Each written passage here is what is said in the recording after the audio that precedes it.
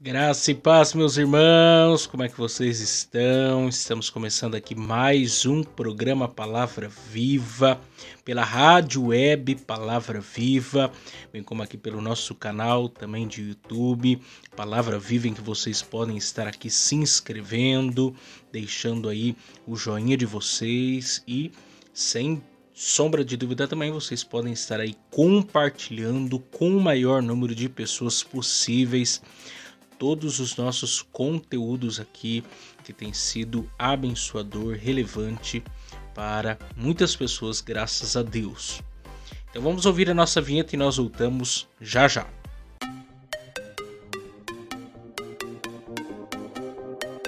Agora.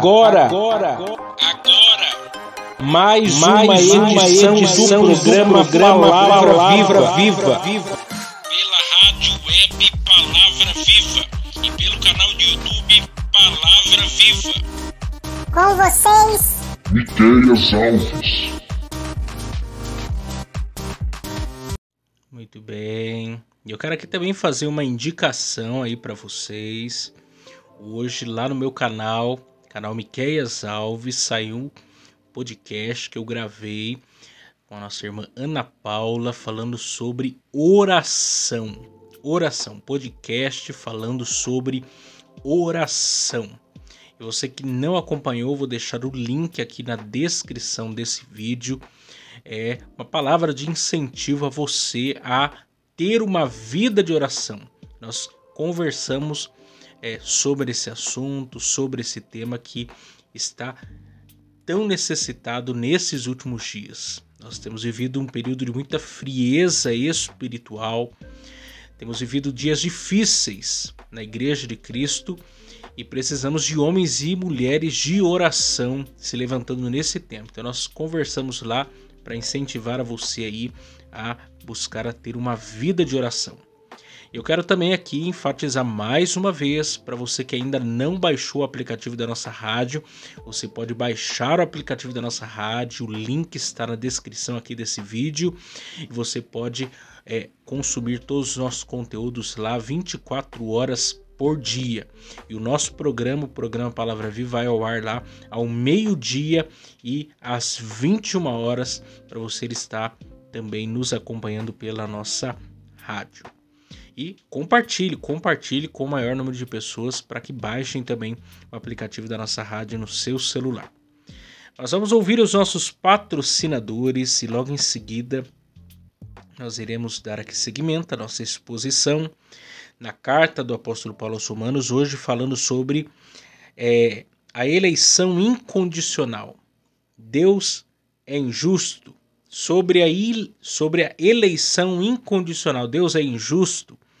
Nós temos meditado nesta semana em Romanos capítulo 9 e temos tratado do tema da eleição, a doutrina da eleição. E agora nós estamos diante dessa importante pergunta aí, que nós temos analisado Romanos capítulo 9, sobre o tema da eleição. Deus seria injusto? Nós vamos tentar responder isso hoje, então não saiam daí.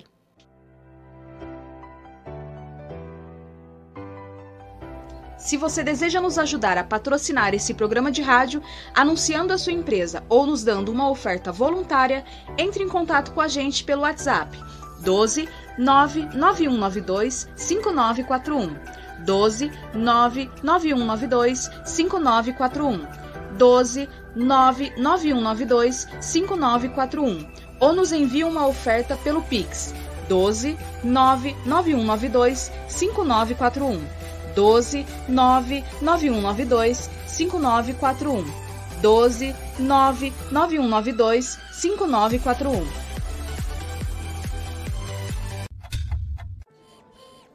Pinda Baterias. Baterias somente para carros a partir de R$ 150 com troca e até 3 vezes sem juros. Situado na Avenida Doutor Fonte Júnior, 1149, Maria Áurea, Pindamonhangaba, São Paulo. Telefone 12 3648 8135 ou 12 99191 3026. Tratar com Neide Ramos ou Cláudio Bueno. Serralheria Venâncio. para confecção de portão basculante, grade, portão de correr, cobertura de policarbonato e toldos. Telefone 12 98222 2300. Tratar com Cláudio Venâncio.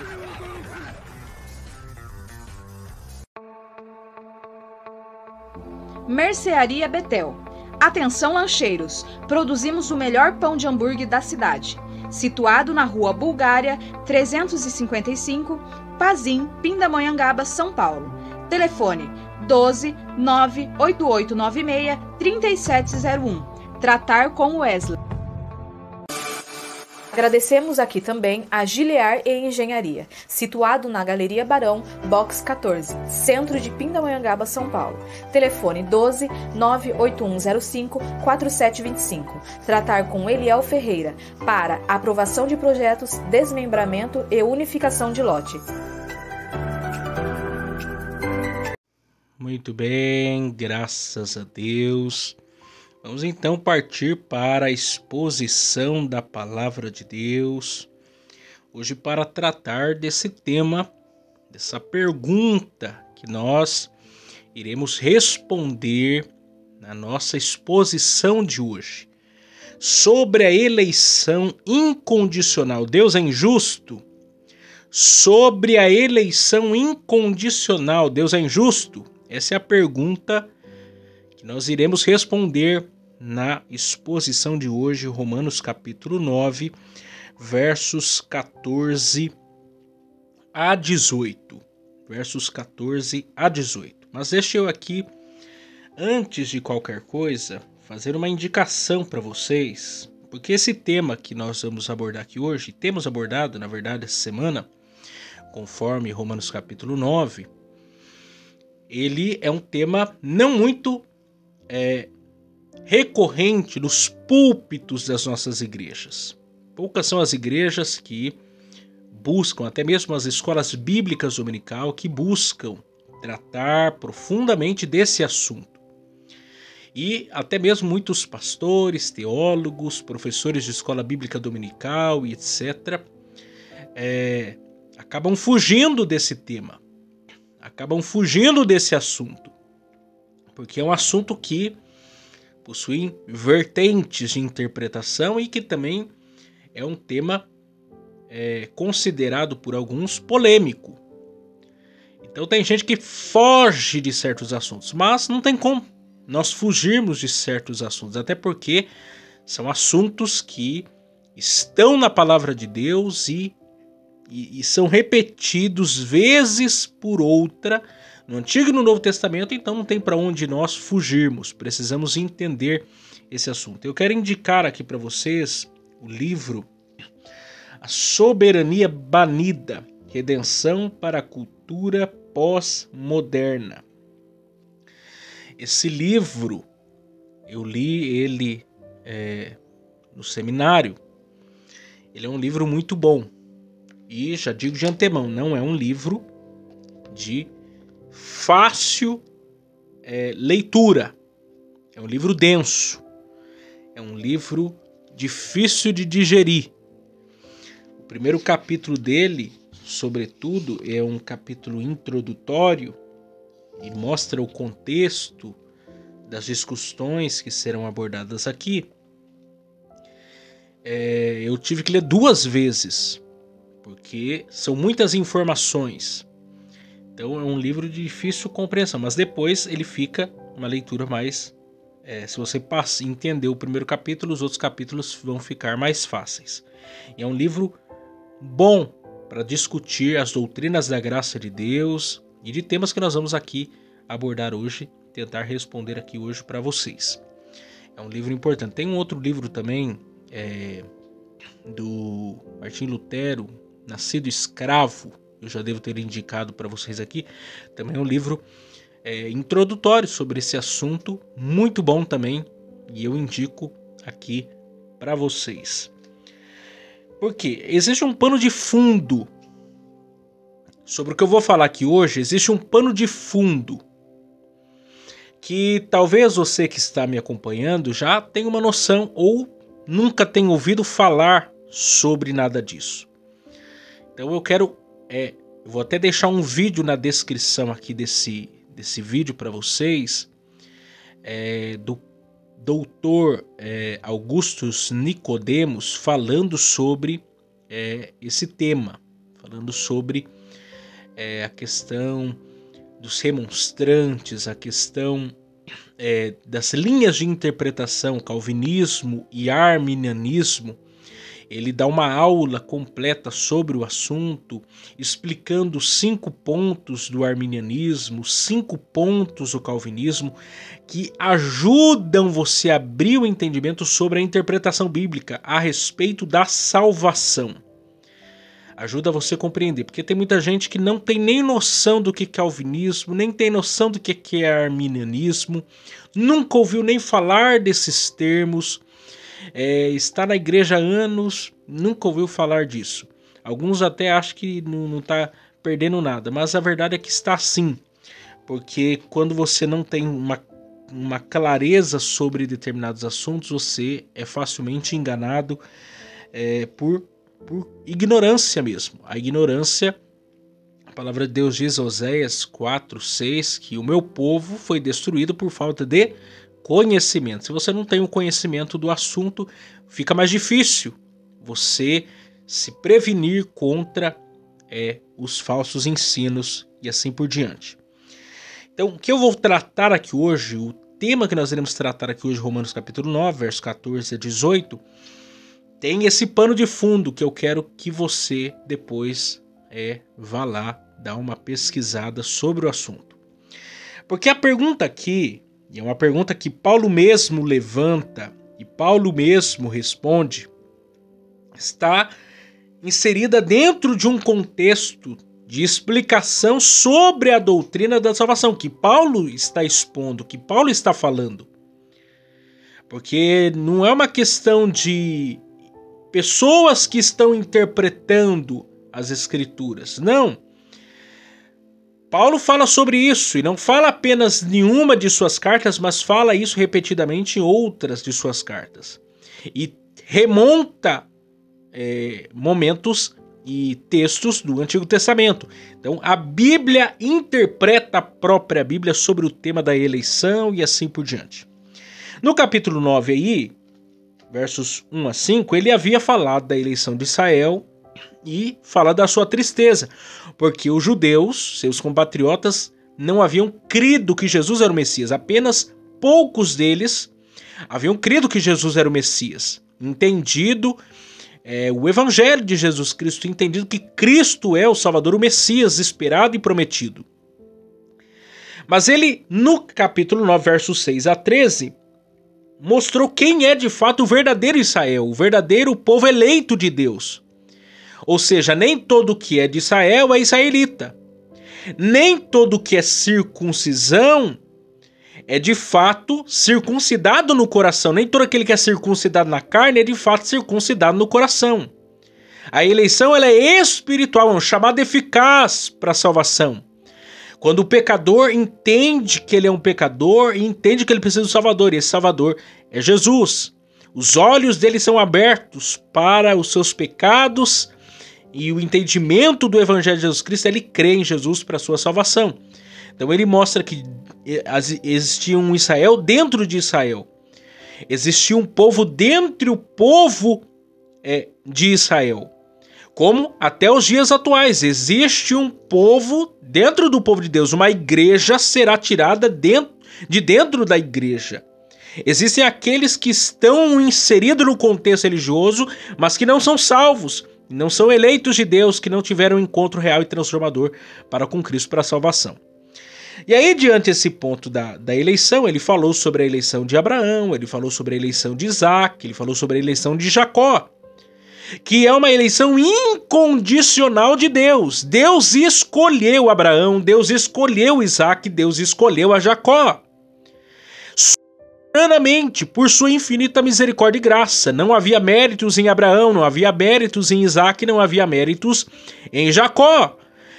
Ambos foram salvos, ambos foram alvos do amor eletivo de Deus para a salvação por infinita misericórdia e graça. Não existe mérito na eleição. A eleição é uma obra de graça de Deus, porque o homem pecador, sem a eleição de Deus, jamais seria salvo. Sem a intervenção de Deus para a sua salvação, ele jamais correria ou iria em busca de Deus. Então, diante disso, fica aquela interrogação. Diante a eleição incondicional de Deus, Deus seria injusto? Porque essa é a pergunta que alguém poderia fazer. Mas como assim somente um grupo de escolhidos serão salvos? Como assim só um grupo específico de pessoas serão salvos? Não seria Deus injusto ao fazer isso? E é isso que nós iremos responder hoje. Romanos aí, capítulo 9, versos 14 a 18, que dizem assim: Que diremos, pois, que a injustiça da parte de Deus? De maneira nenhuma. Pois diz a Moisés: Compadecer-me-ei de quem me compadecer, e terei misericórdia de quem eu tiver misericórdia. Assim, pois, isto não depende do que quer nem do que corre, mas de Deus que se compadece.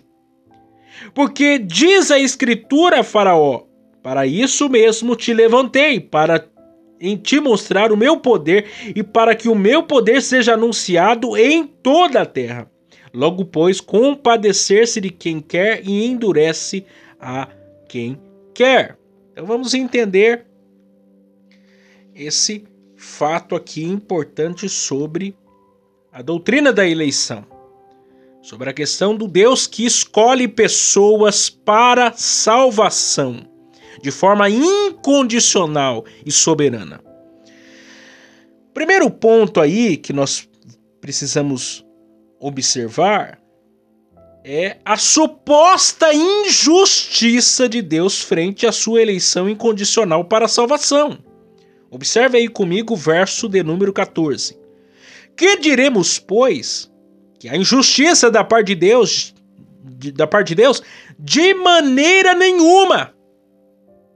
Então veja bem, até aqui, Hernán Dias Lopes, ele diz as seguintes palavras: Como todos não merecem nada além de ira, ninguém pode reivindicar a misericórdia como direito.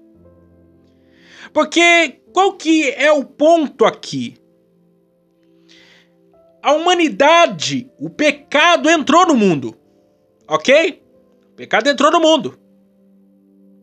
O homem sem Deus, ele odeia Deus, ele detesta Deus, ele corre para longe de Deus, ele não quer saber de Deus, ele quer saber do pecado, ele quer saber de satisfazer as suas próprias vontades, ele está mergulhado no pecado e gosta do pecado e quer ficar numa vida de pecado. A partir do momento que o pecado entrou no mundo, toda a humanidade ficou o quê? Perdida, sem esperança. Se não existisse Gênesis 3:15, porque na verdade Gênesis 3:15 não é o plano B, porque o plano A falhou. Gênesis 3:15 é a revelação do plano original. É a revelação do plano original. Mas imagine que se encerrasse as escrituras em Gênesis 3:14. Não existisse Gênesis 3:15. Não existisse o plano de salvação e etc. Como é que esse homem ficaria? Qual seria a esperança da humanidade? Nenhuma. Porque as palavras de Deus foram claras e enfáticas: no dia em que comerdes da árvore do conhecimento do bem e do mal, certamente o que? Morrereis. Deus não tinha e não tem responsabilidade nenhuma para com o homem pecador para a sua salvação. Deus não é obrigado a salvar ninguém. Naquele momento da história, naquele momento da criação, Adão e Eva tinham que livre-arbítrio. Naquele momento da história eles tinham livre-arbítrio. Tinham poder de escolha. Naquele momento da história eles tinham condições de fazer escolhas para o bem e para o mal. Mas eles não fazem isso, porque o livre-arbítrio ele está inserido dentro de um contexto. E nós vamos entender isso aqui também hoje. Porque eu vou contar uma novidade para você. Não existe livre-arbítrio depois da queda. O livre-arbítrio é retido antes da queda. Depois da queda não tem mais livre-arbítrio. Por quê? O que é livre-arbítrio? Vamos explicar a palavra. Você já deve ter assistido futebol. Você deve conhecer o famoso árbitro de futebol. O árbitro de futebol, geralmente, ele nem faz parte do mesmo estado ou da mesma região ali em que está acontecendo aquele jogo, né? Exatamente para que ele possa o quê? Ser neutro. Ele é o juiz do jogo. Ele está tomando decisões naquele jogo, mas ele não é nem do time A e nem é do time B. Ele é um neutro ali. Ele não pode ser influenciado pelo time A e nem pode ser influenciado pelo time B. Ele tem que tomar decisões livres. Sem inclinação para um lado, sem inclinação para o outro. Ele tem que ser justo na sua tomada de decisões. Esse é o árbitro.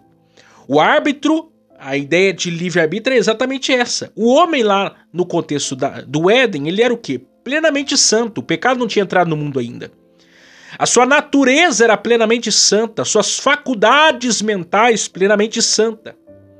Nada inclinava esse homem pecador para alguma coisa, para um lado. Não, ele estava livre, neutro, tendo poder de tomar decisões ali.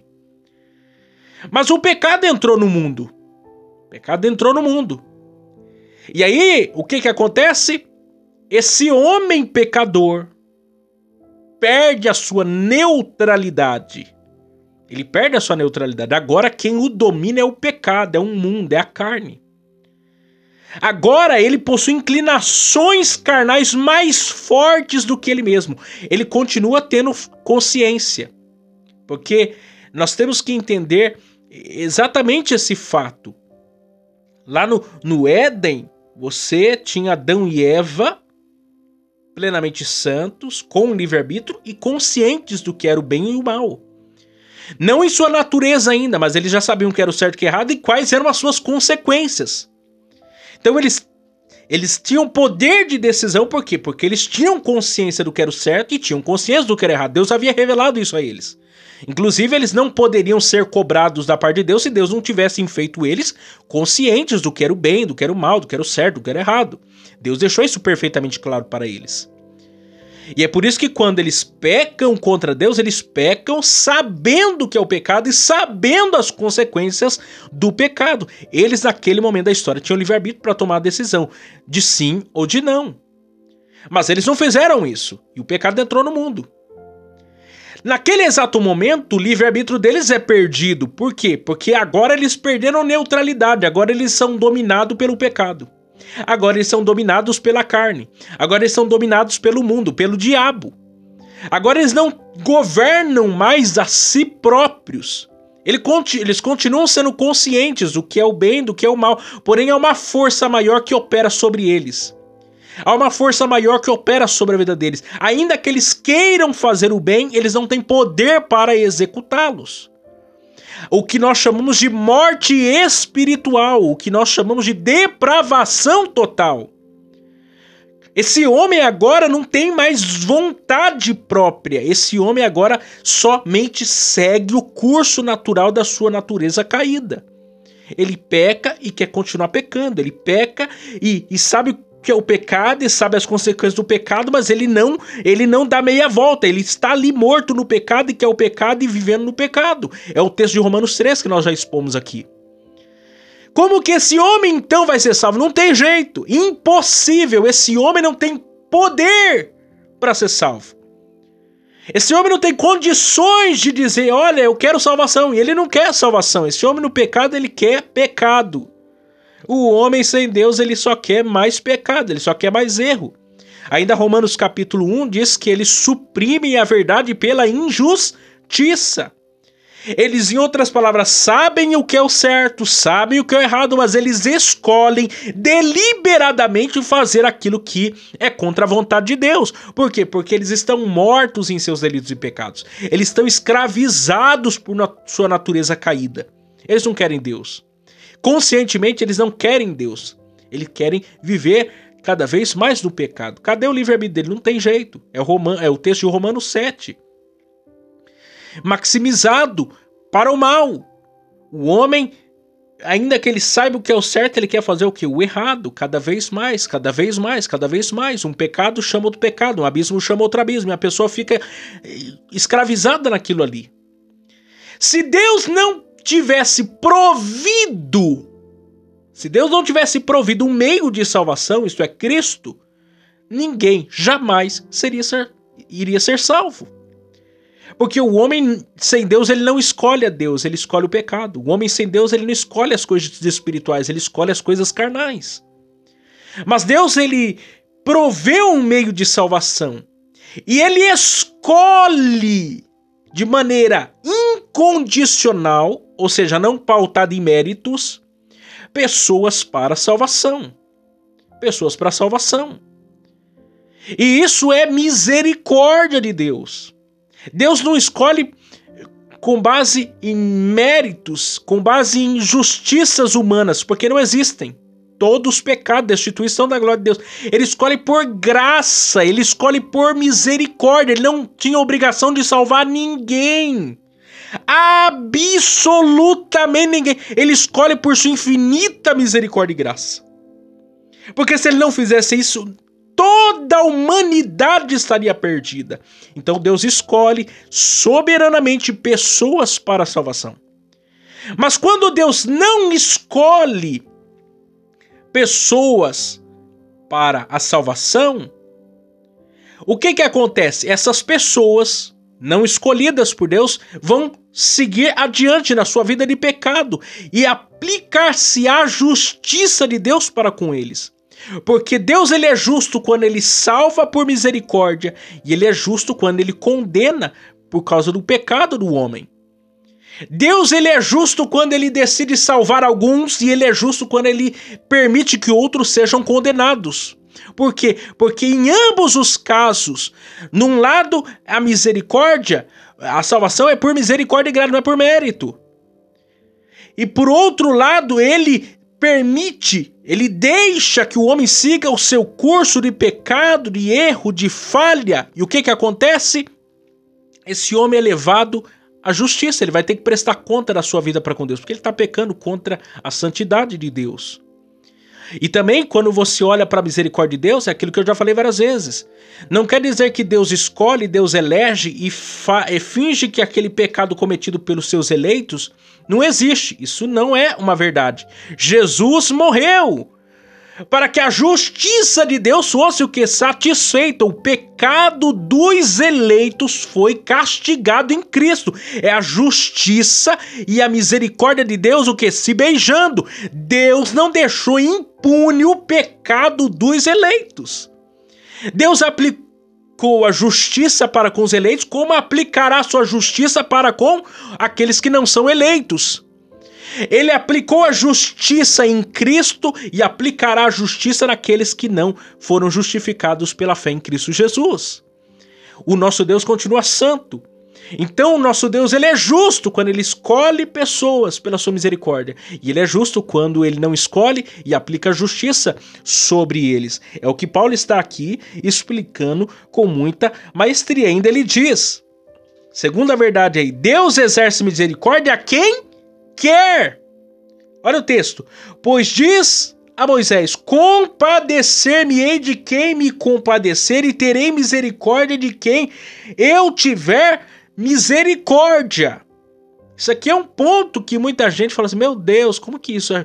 Isso é difícil de entrar na minha cabeça. É difícil de entrar, porque nós somos limitados. Mas essa é a grande questão aqui. Misericórdia não é um direito. Isso nós precisamos entender. Misericórdia é exatamente isso, graça, é favor, é bondade de Deus. Deus não é obrigado a ter misericórdia para com ninguém. E quando ele decide ter misericórdia para com alguns, isso não faz dele mal. Isso não faz dele mal, por quê? Porque a misericórdia é dele. E ele tem misericórdia para quem ele quer. Não por mérito. Por simples escolha. incondicional. Meus irmãos, não é todo mundo que vai ser salvo. Não é todo mundo que vai ser salvo. Por quê? Porque Deus quis salvar alguns. Ninguém seria salvo.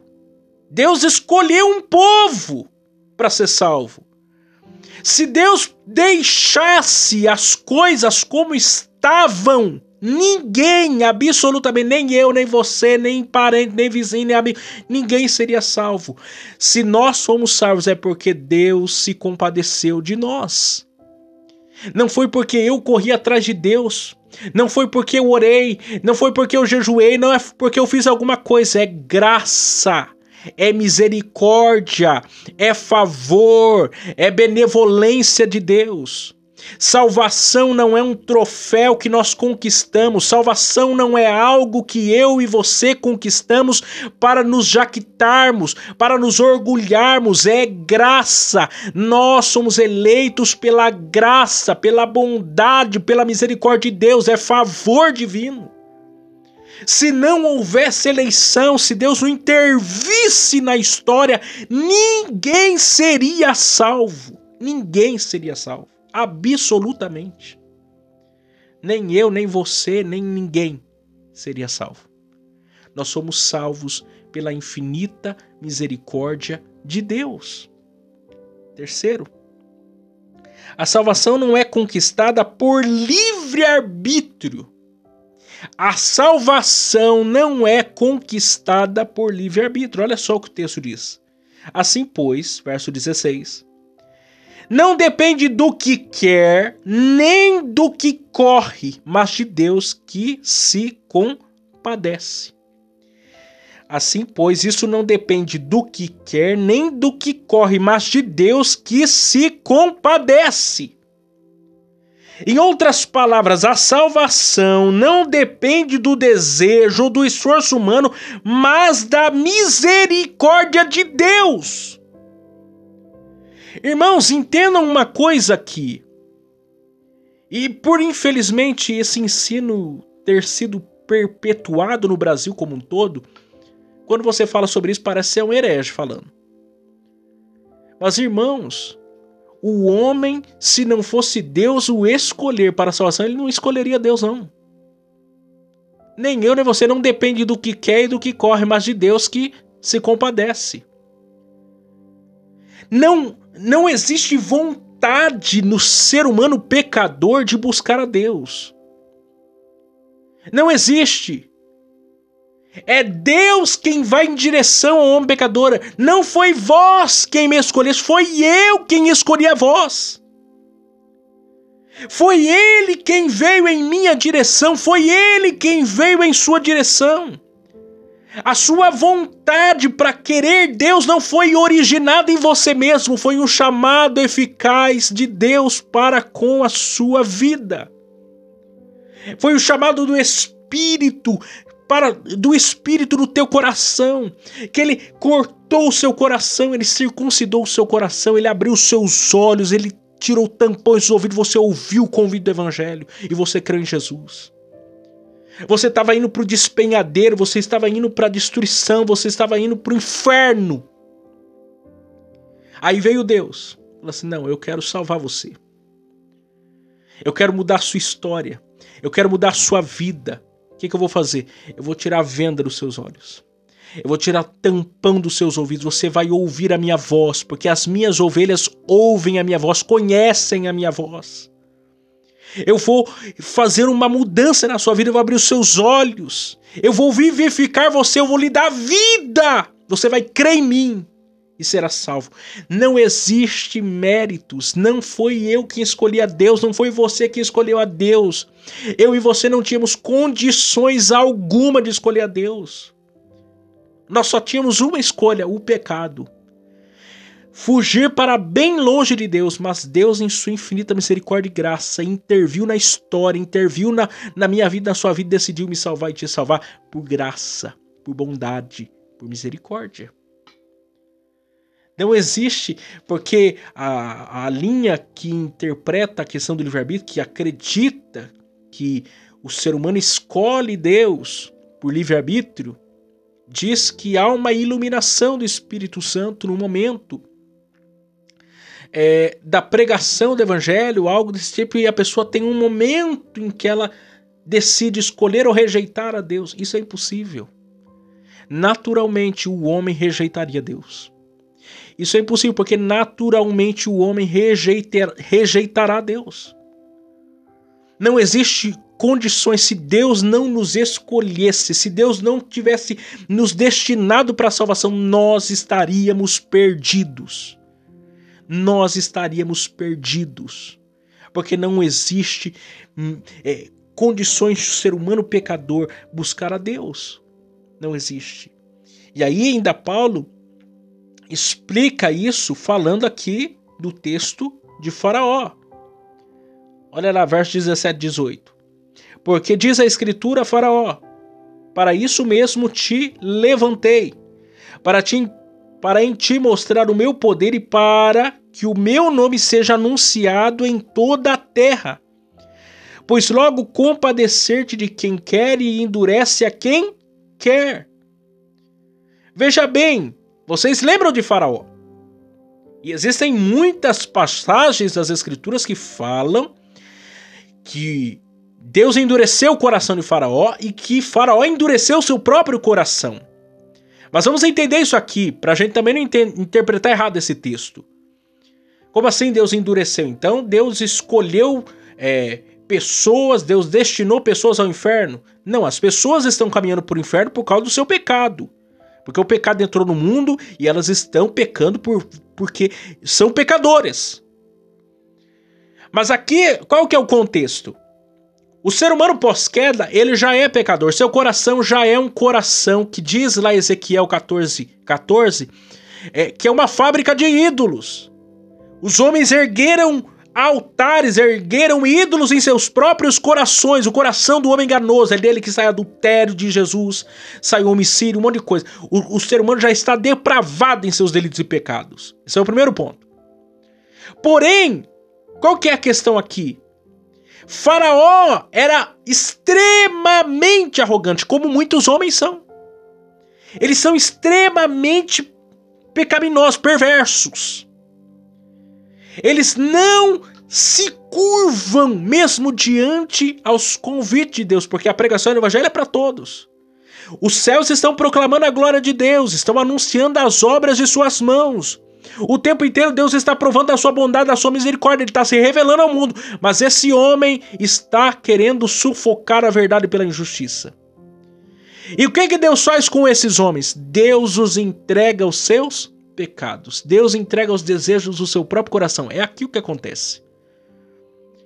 Deus endurece o coração em que sentido? De deixar esse homem seguir o seu próprio curso. Qual que é o seu próprio curso? O pecado. Deus não intervém na vida desse homem para a salvação. Deus permite esse homem caminhar para a destruição. É o que aconteceu com o Faraó. Deus usou de misericórdia para com a nação de Israel e os libertou pela mão de Moisés. Mas Deus trouxe juízo a Faraó, como trouxe juízo a todo o Egito e a sua muita o quê? Idolatria. Porque Deus mandou as pragas, mostrou o seu poder ao Egito e a Faraó, mas ele não queria acreditar que aquele era o Deus verdadeiro. O que Deus fez? Deus entregou a Faraó os seus próprios pecados. Deus entregou a Faraó os seus próprios delitos. Porque não houve qualquer volta, compreensão, clareza do evangelho. Ele não teve qualquer predisposição, e que é o natural. Não há qualquer predisposição para buscar a Deus. Então Deus entrega. Que é o que acontece em Romanos capítulo 1, versos 18 a 32. Por 3 vezes, Paulo diz que Deus entregou os homens aos seus pecados. Deus entregou os homens aos seus desejos pecaminosos. Deus deixou que fosse feita a vontade dos homens. E esse é o maior juízo de Deus para com a humanidade. Quando o homem entregue definitivamente a viver uma vida distante da vontade de Deus. Ou seja, se Deus não intervir na história, ninguém será salvo. A eleição revela a bondade de Deus diante de toda a corrupção de toda a humanidade. Revela a misericórdia de Deus mesmo a homens indignos de serem salvos. Mostra que Deus é bom, mesmo diante um povo tão perverso e mau para consigo mesmo. Que nós possamos entender essa doutrina. Nós vamos aprofundar mais. Capítulo 9 ainda não terminou. Nós vamos aprofundar ainda mais sobre esse assunto. Porque esse é um tema extremamente amplo. Muitas coisas estão imbricadas aqui. Muitos pontos estão sendo tratados aqui. Existe uma teologia inteira a ser pensada aqui.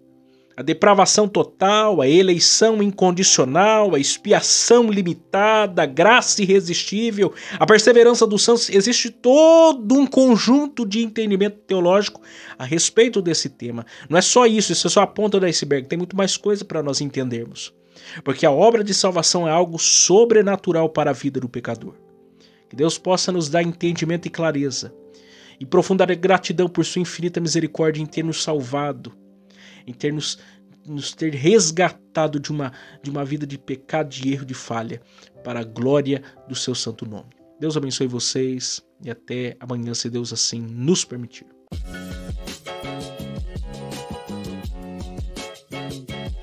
Chegamos ao final de mais um programa Palavra Viva. Vocês que nos ouviram pela rádio web Palavra Viva e para vocês que nos acompanharam pelo canal de YouTube Palavra Viva. Aproveitem, se inscrevam no canal, deixem o seu joinha e compartilhem com seus amigos. Até a próxima vez. Tchau, tchau.